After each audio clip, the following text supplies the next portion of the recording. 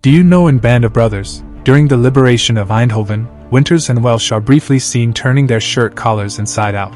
Compton asks them what's up, and Welsh replies snipers, which prompting Compton to also adjust his collar. They are actually hiding their rank insignia to prevent German snipers from identifying them as officers. Snipers often single out officers, since killing them would cause confusion and disorganization among enemy forces.